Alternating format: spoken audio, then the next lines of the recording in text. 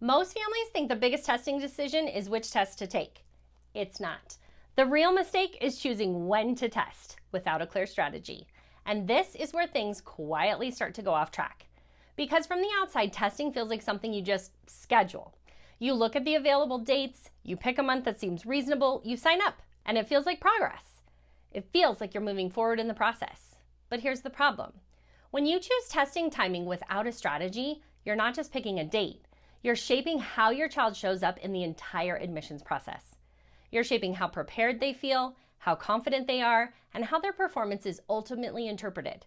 And that's why this decision matters more than most families expect. This is also where a lot of parents start to feel unsure.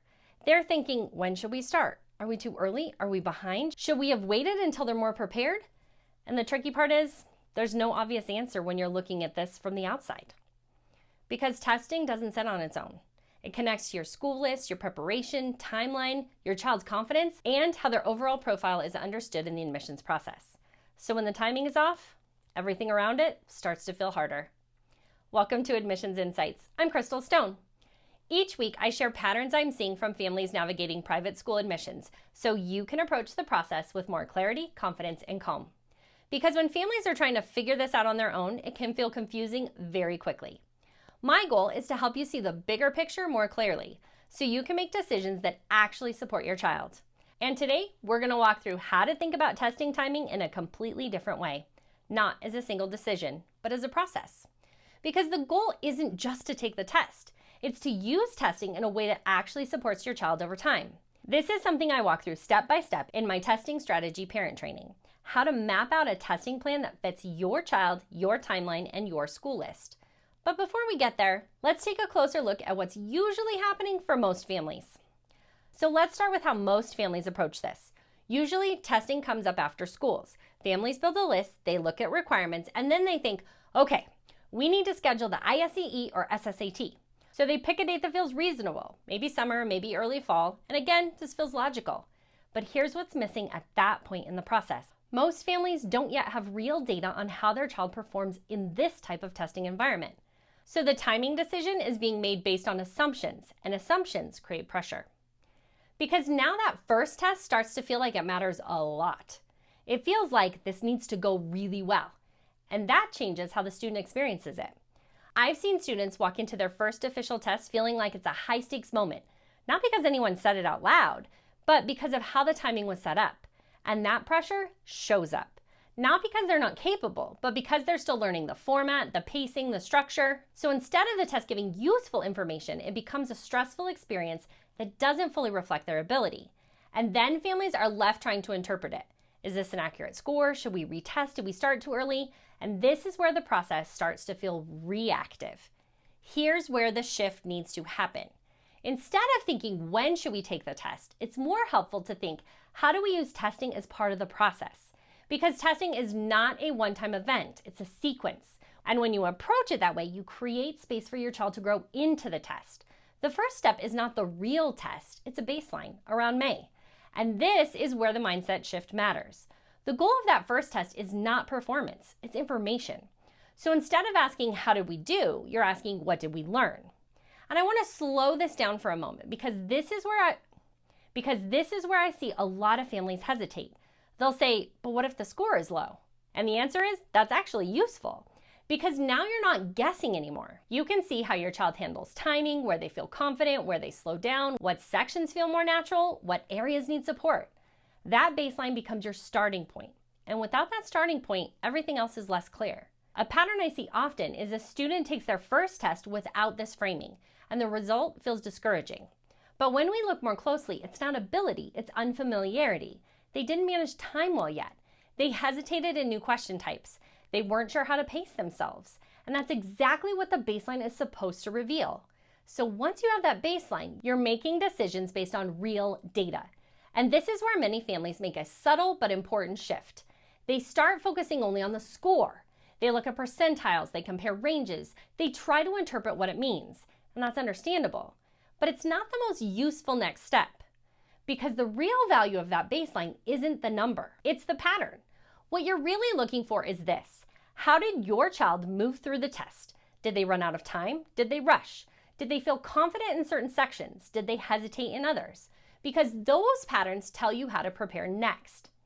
Another pattern I see is I've worked with students who received very similar baseline scores, but needed completely different preparation strategies. One student had a strong understanding but struggled with pacing. Another managed time well but needed deeper content support. Same score, different path forward. And this is where timing connects directly to preparation. Because now you have a few months before the next test, typically September. And that window matters more than most families expect. Because this is not about doing more, it's about doing the right work. So instead of thinking we need to improve the score, a more helpful question is, what needs to change between now and the next test? And that shift creates clarity. Now, preparation becomes focused. Instead of doing a little bit of everything, you're working on specific sections, specific question types, specific timing strategies. Families who skip this tend to do more practice, more materials, more time, but without direction. And it doesn't lead to the improvement they expected. Not because the effort is wrong, but because it's not targeted. By the time you reach the second test, something important has changed. Your child is no longer new to the experience. They understand the pacing. They recognize the structure. They know what to expect. And that familiarity reduces anxiety. Now they're not just reacting. They're navigating the test more intentionally. This is where I often see meaningful improvement. Not because the students suddenly became stronger, but because they're better aligned with the test itself.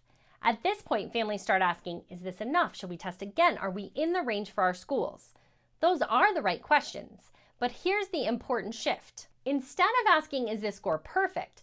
It's more helpful to ask, does this score support the overall application?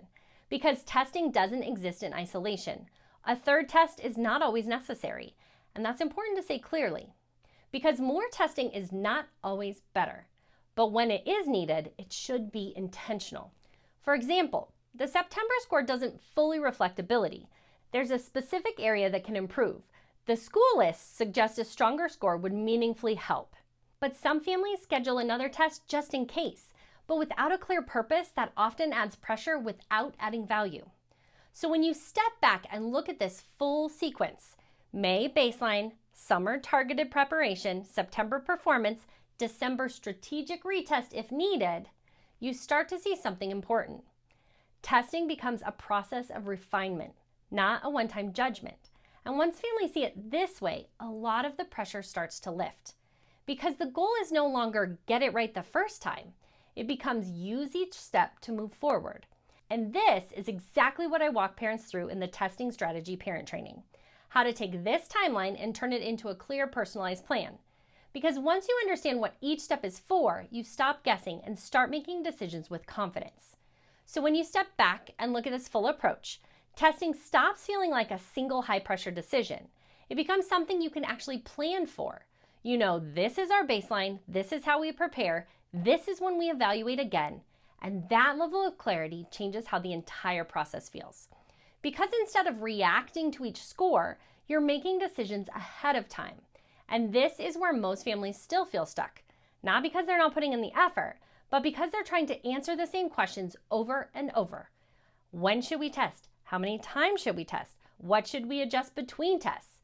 And without a clear strategy, those decisions keep coming up again and again. That's exactly why I created the testing strategy parent training. Because once you understand how to structure this process, those decisions don't keep resurfacing. You already know the plan. Inside the training, I walk you through how to map out your child's testing timeline from start to finish, how to decide how many times to test and when, and how to adjust your approach between tests without second-guessing every step. So instead of figuring it out as you go, you can move forward with clarity from the beginning. If you've been putting in the effort, but you're still feeling like you're trying to piece together the right approach, this will help you step back and think about testing more strategically. You can register using the link in the description below. Because once you have a plan, test prep doesn't just feel easier, it starts to feel intentional. I'll see you in the next Admissions Insights.